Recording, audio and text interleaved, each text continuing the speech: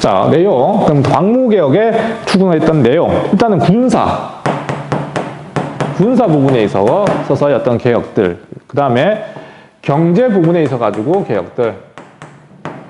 오케이. 그 다음에 산업을 갖다가 어떻게 표현하냐면 얘들아 식산흥업이라고 하거든요. 식산흥업이라고 얘기하는데 뭐 그냥 산업을 이해하면 됩니다.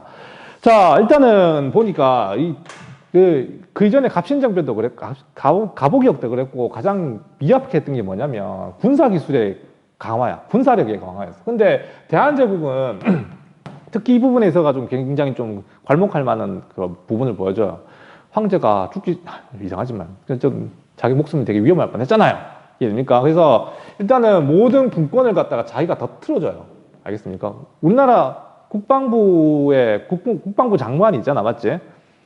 물론 통수하는 거는 대통령이 맞지만 그래도 모든 지휘라든가 이런 어떤 권한 자체가 대통령이 있지만 국방부도 존재하잖아요, 맞죠? 거기도 큰 권한이 있잖아. 근데 그거 다 필요 없어요. 모든 지휘 권한을 갖다가 황제에게 몰아준 거예요. 그러니까 원수부라 부릅니다. 그걸 갖다가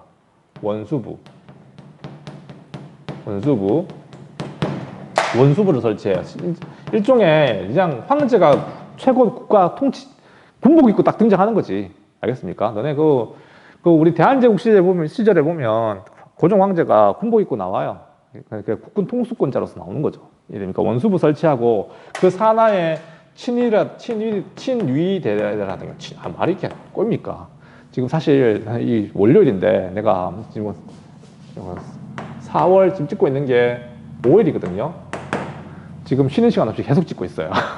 말이 꼬입니다. 너네가 지금 실시간 수업하고 끝나자마자 바로 또 그냥 이거 수업해가지고 지금 미리 찍고 있는 겁니다. 알겠어요? 자, 친위대는 왕을 호위하는 군사였고 시위대는 중앙군이야. 일종의 중앙군. 시위대를 설치하고 지방에는 진위대. 침범하지 말자. 밑에는 진위대. 알겠습니까? 이런 거 설치해가지고 군사력 강화에 크게 기했던 거는 뭐 좋은 점이죠. 잘한 거야. 알겠습니까? 군사력도 중요하니까. 알겠습니까? 그 다음에 이 군대를 양성하기 위해서는 군대 장교가 중요해요. 장교가. 알겠습니까? 장교가 나와야 되니까 무관학교라 해가지고 무관학교. 일종의 지금 육군 사관학교 같은 겁니다. 미안해요. 무관학교. 맞네. 미안할 거 없죠? 맞는데. 지금 너무 힘들어. 계속 하니까. 무관학교는 일종의 이제 장교를 양성하는 그런 학교예요. 알겠습니까? 이거 만들어가지고 이제 장교도 육성하고 여기 나온 사람이 김자준이에요. 알겠습니까? 그러니까 김자준 장군이 여기 출신이었다가 나중에 만주로 건너가게 되죠. 알겠습니까? 만주 건너가가지고 대중조와 결탁해가지고 나중에 북로군정서군도 조직하고 했었던 이야기는 나중에 할게요. 알겠습니까? 자, 어쨌든 김자준도 여기 출신이었고 박승환 장군이라든가 자결하신 분 다 여기 무관학 출신입니다. 어쨌든 이건 전부 다 황제에게 직속한 거야. 직속. 황제 직접 다 챙기는 거죠. 군사력 자체는. 알겠습니까? 자, 그런 어떤 활동들을 펴나가고 그 다음에 경제 분야의 어떤 그 광무개혁의 내용을 보면 경제 분야는 일단은 이게 되게 중요한 게 이게 토지제도 정비예요. 이거 토지제도 정비. 쌤이 지난 시간에도 우리 지조법 개정 해가지고 우리 갑신정변 때 얘기했었던 얘기 기억납니까? 쌤 계속 찍어가지고 다 기억나겠지만 당신들은 띄엄띄엄 보니까 근대국가 만들려고 하면 제일 중요한 게 재정이었다고. 재정 문제가 제일 심각해요. 돈이 어떻게 나옵니까? 그러니까 사실은 중요한 재정은 토지세밖에 없었거든요. 오케이? 토지세밖에 없었는데 이 토지세를 갖다가 토지제도를 갖다가 어떻게 정비하는가의 문제, 지조법 개정이 그런 내용이었습니다. 사실은. 알겠습니까? 근대적인 어떤 토지제도를 확립해가지고 세금을 갖다가 좀 알뜰하게 받아내는 거. 알겠습니까? 과거에는 토지 생산량 기준으로 세금을 갖다 보니까 이게 부정부패도 많이 개입됐고 이제 그게 아니라 그냥 지가 기준으로 가자는 거지. 땅 가격. 비싼 땅, 싼 땅. 비싼 땅에는 세금 많이, 싼 땅에는 세금 적게. 알겠습니까? 토지 가격 기준인데 그거 말고도 일단은 이 토지 제도를 정비하기 위해서는 근대적인 소유권을 확립하는 것도 되게 중요해요. 무슨 말이냐면,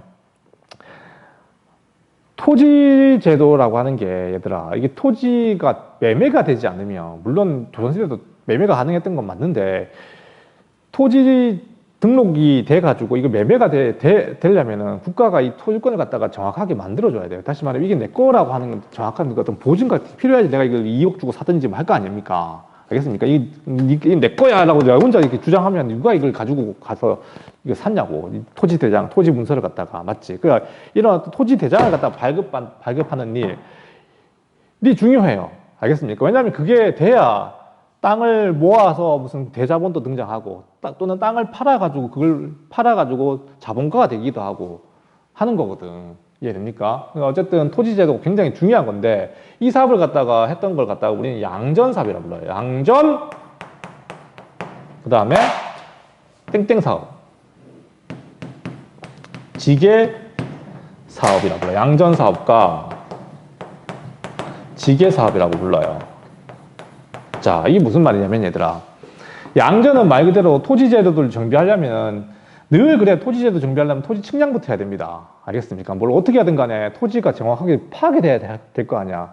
맞죠? 그러니까 양전사업은 토지를 측량하는 거라고. 그러니까 이게 양지아문이라고 하는 게 있는데, 양지아문이라고 하는 게 있는데, 이거는 토지를 측량하는 어떤 그런 관청이었고, 요 지게라고 하는 게 중요해. 지게. 그러니까 토지를 갖다가 이제 측량했으면 그다음에 이 땅이 누구 거라고 하는 그 증명서를 발급해 줘야 될 거 아니야.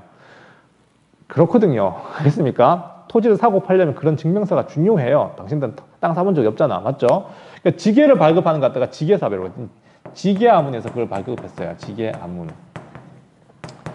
자, 그런데 이 쌤이 빨간색으로 하는 이유가 뭐냐면 이 지게사업이 얘들아, 그러니까 이게 근대적인 토지 소유권 확립을 했던 사업이라고. 일본 애들이 자꾸 이제 주장하는 게 뭐냐면 조선은 되게 조선이 지금 대한제국을 말하는 거 있잖아요. 일본이 식민지 되기 직전엔 대한제국이었으니까 대한제국을 비롯한 뭐 과거의 조선은 되게 봉건적이고 낙후되어 있었다. 아무것도 계획된 게 없다. 일본이 식민지 지배하면서 모든 게 근대화되고 발전이라고 하는 걸 느꼈다. 라고 주장하거든요. 일본 애들이 자꾸 걔네들이. 알겠습니까? 근데 우리가 거기에 대한 반론을 할 때 이런 걸 알아둬야 되는 거지. 그러니까 양전지게 사업이 되게 근대적인 사업이었던 거예요, 사실은. 우리가 지금 갑신정변 때도 살짝 언급이 됐지만 토지계획 실현은 못했지만 대한제국은 실제로 이걸 추진했거든요. 이해됩니까? 이 사업을 갖다가 추진했는데 이거 성공하지는 못했어요. 왜? 못했냐면 대한제국 1897년에 출범했는데, 알겠습니까? 이것저것 이제 헤매다가 1904년에 러일전쟁 나잖아. 그러니까 끽 해봐야 5년, 6년밖에 안 돼요. 제대로 해본 적은. 뭘 어떻게 이게 다 합니까? 이게 전국에 있는 토지를 다 조사하는 건데 쉽지 않은 거잖아요. 그러니까 양전지게사업은 일단은 국가의 어떤 국가 소유지부터 시작했던 건 맞아요. 그러니까 사유지 같은 건 다 못 해봤지만 어쨌든 국가가 소유한 토지에 대한 어떤 토지 증명서 발급이라든가 지게사업은 어느 정도 이루어졌다고 평가하고 있거든요. 그러니까 일본이 지배하지 않았더라도 우리 나름대로 근대화의 어떤 속도는 나고 있었다라고 하는 어떤 근거로 이걸 많이 얘기합니다. 쌤이 지난 시간에 이거 약간 언급했지 싶은데 이게 나중에 토지조사 사업이에요. 일본이 했던 토지조사 사업. 알겠습니까? 일본이 사실상 우리나라의 근대적 토지 체제를 만든 건 맞지만 대한제국 시절에 이렇게 나름대로 근대적인 어떤 토지 정비 사업은 하고 있었다. 알겠습니까? 그래서 지게사업, 이 사업을 통해 가지고 근대적 토지 소유권 확립을 향한 방향은 나가고 있었다는 거.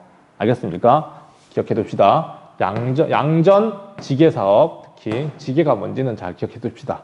알겠습니까? 자, 그 다음에 산업인데, 아이고, 이걸 설명하려면은 간단하게 합시다. 산업도. 근대화의 핵심은 또 이게 딴 거 없죠. 공장 많이 만드는 거잖아. 맞죠? 근데 이때 말하는 대표적인 사업이 뭐냐면 철도라든가 이런 거야. 철도. 알겠습니까? 그 다음에 또 뭐냐면 전신. 이런 거 있고. 그 다음에 또 우리가 좀 잘 모르는데 너네가 조금만 경제 활동을 해보면 금융도 되게 중요해요. 그냥 근대적인 금융기관. 알겠습니까? 금융기관, 금융제도를 확립하는 거. 이런 것들도 중요한데. 그래서 이 대한제국 시절에 얘들아, 지금도 우리나라에 좀 오래된 은행들이 좀 남아 있습니다. 알겠어요? 대표적인 게 뭐냐면 우리은행 같은 거거든요. 우리은행. 지금은 사라졌지만 신한은행으로 합병됐어. 좋은 은행. 되게 역사가 깊은 은행이에요, 사실. 알겠습니까? 처음에는 천인은행. 그러니까 우리은행 같은 경우는 천인은행이었고, 천일 동안, 그만할게. 천일은행. 그 다음에, 그다음 한성은행. 알겠습니까? 한성은행.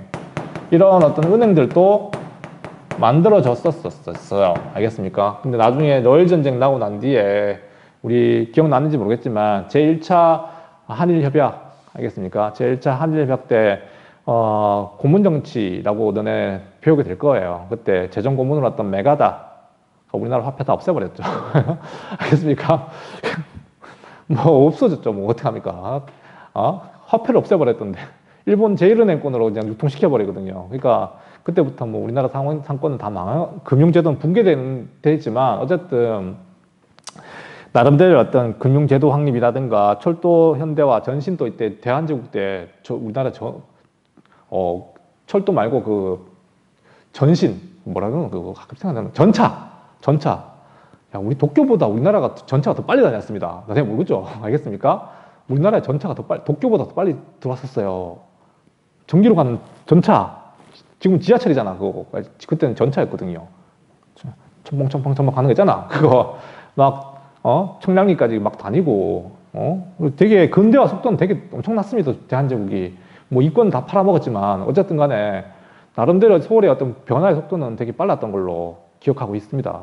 뭐, 어쨌든, 이런 식으로 뭔가 근대화의 어떤 속도가 나고 있었지만, 이 광무기억이 가지고 있는 한계는 어쨌든, 지나치게 황제 중심의 기억이었다는 점. 그러다 보니까 정치개혁 자체가 되게 부족했죠.